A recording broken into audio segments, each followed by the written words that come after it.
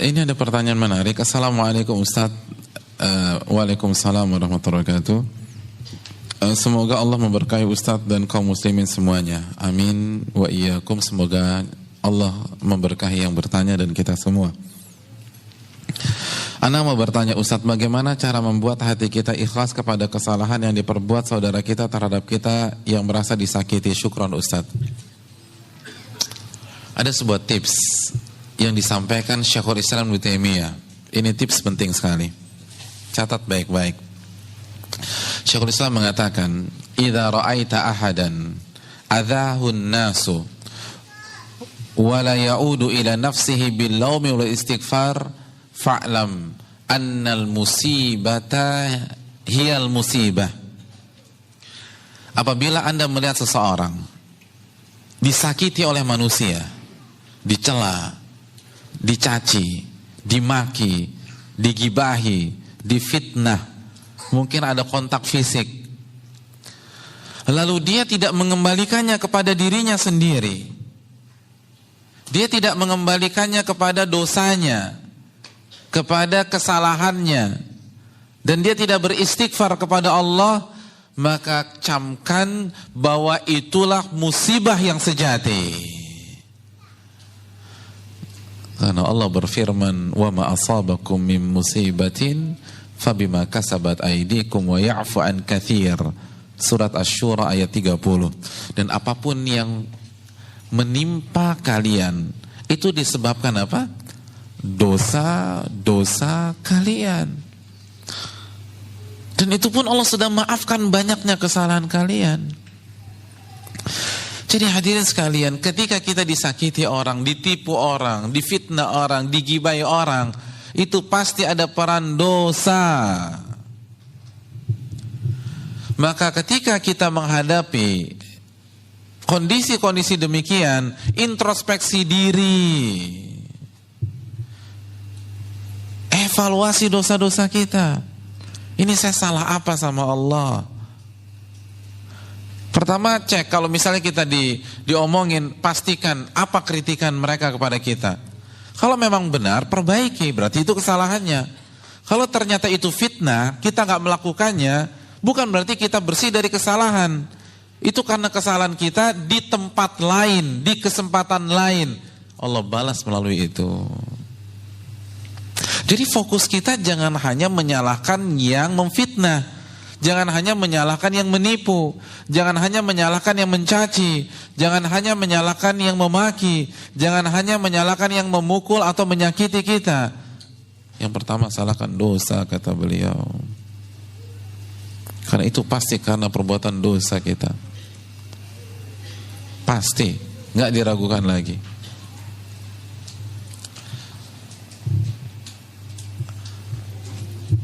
Jadi kalau kita tahu penyebab kesalahannya siapa? Kita. Maka kita nggak akan terlalu ngotot sama orang, walaupun secara kasat mata dalam kasus ini dia yang salah. Iya nggak sih? Kalau la qadarallah kita nabrak bemper mobil orang, kira-kira kita ngotot nggak? Enggak, orang kita yang salah. Saat kita merasa bersalah, kita nggak akan ngotot. Kita nggak akan terlalu sakit hati. Oleh karena itu, camkan baik-baik. Kalau kita disakiti oleh manusia, itu disebabkan apa? Dosa siapa? Dan dengan punya konsep begini, kita akan dewasa, hadirin. Kita akan berkembang. Tapi kalau kita sibuk menyalahkan orang dan menjadikan pelakunya sebagai kambing hitam, kita nggak akan maju-maju. Kalau fokus kita hanya kepada yang menyakiti kita, kita tidak akan berkembang.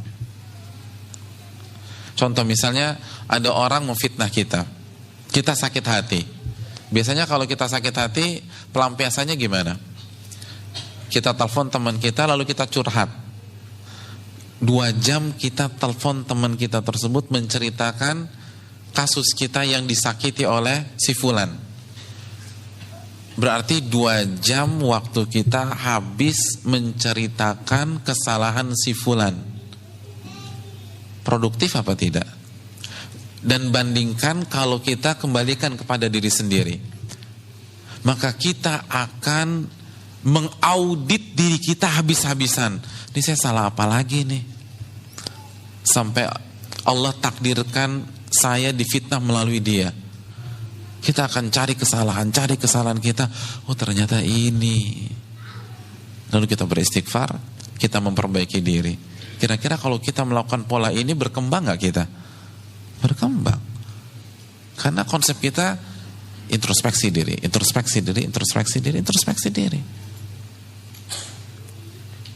Makanya kan ketika kita membaca Sayyidul Istighfar, apa yang kita baca? Abu'u laka bi ni'matika alayya wa abu'u, udah itu aja. Kata Syekh Abdul Razak bin Abdul Muhsin Al-Abbad, konsep muslim itu dua. Akui nikmat Allah dan akui kesalahan kita. Abu'u laka bi ni'matika alayya, aku akui seluruh nikmat-nikmat ini itu darimu ya Allah. Jadi seluruh fasilitas dunia, seluruh kenyamanan, ketentraman, harta, keluarga itu semua dari siapa? Dari Allah. Lalu apa yang kita alami, masalah yang kita hadapi, itu disebabkan abu'u laka bi ni'matika alayya wa abu'u bi dzanbi. Itu karena dosa.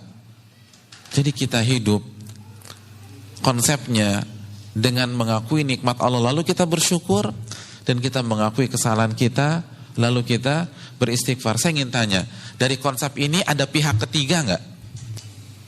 Ada pihak ketiga nggak? Nggak ada. Nggak ada pihak ketiga. Itu konsep yang diajarkan dalam Sayyidul Istighfar. Nikmat dosa. Nikmat dosa saya. Nikmat dosa saya. Begitu aja udah. Dan kita akan maju. Ustaz, enak banget dong yang nyakitin kita kalau begitu. Hadirin, azab Allah untuk dia lebih pedih daripada pembalasan kita untuk dia. Udah biarkan Allah yang balas. Kita fokuskan menata diri. Itu baru satu konsep loh, belum konsep yang lain. Kalau kita disakiti itu investasi akhirat. Dosa diampunkan, derajat ditinggikan, dan dia akan transfer pahalanya ke kita. Ustadz kayaknya dia nggak punya pahala, ya udah kita yang transfer dosa kita ke dia, selesai. Orang yang mencela, yang menyakiti kita, itu kan sama saja mentransfer pahalanya kepada kita. Iya gak sih? Masih ingat hadis Muslim tentang muflis, orang yang bangkrut? Saya ingin tanya, kalau ada orang mentransfer 10 juta ke rekening antum, antum marah-marah atau antum senang? Hah? Senang. Sekarang, mana yang lebih besar, pahala atau duit? Apa dua-duanya? Nggak bisa, emang paling lebih besar pahala. Kalau kita benar-benar yakin pahala lebih besar daripada duit, kenapa kita stres ketika ada orang mentransfer pahalanya untuk kita? Katanya yakin kepada hari kiamat. Katanya Ahlussunnah wal Jamaah. Ahlussunnah wal Jamaah kan kontennya akidah.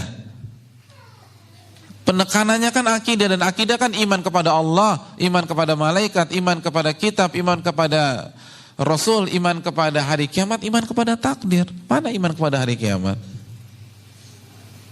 Orang kirim pahala, kok malah ngamuk, kok malah galau, kok nggak bisa tidur.